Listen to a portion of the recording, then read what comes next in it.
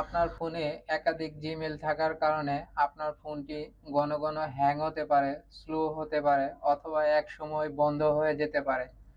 আজকের এই ভিডিওতে আপনি জানতে পারবেন আপনার ফোনের একাধিক জিমেইলগুলো কিভাবে সাইন আউট করবেন। এই কাজটি করার জন্য আপনার সর্বপ্রথম চলে আসতে হবে আপনার ফোনের সেটিংস অ্যাপসে। তো এইখানে আপনারা দেখতে পারতেছেন আমার ফোনের সেটিংস অ্যাপস। তো এইখানে আমি ক্লিক করে দেব। তারপর আপনারা নিচের দিকে চলে আসবেন স্ক্রল করে। তো এইখানে এসে আপনারা অ্যাকাউন্টস অ্যান্ড সাইনিং অপশনটা খুঁজে বের করবেন।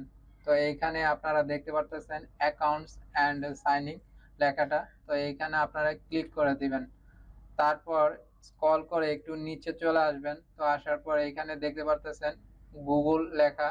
তো গুগল লেখার উপরেই ক্লিক করে দিবেন। তারপর এখানে আপনারা দেখতে পাবেন আপনার ফোনের যতগুলো জিমেল আছে সবগুলো জিমেল।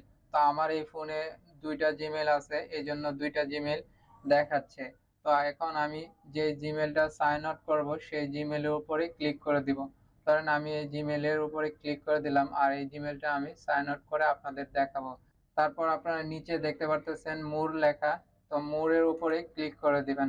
এইখানে দেখতে পারতেছেন সাইনিং নাও, রিমুভ অ্যাকাউন্ট। তো আপনি অ্যাকাউন্ট সাইন আউট করার জন্য রিমুভ অ্যাকাউন্টের উপরে ক্লিক করে দিবেন।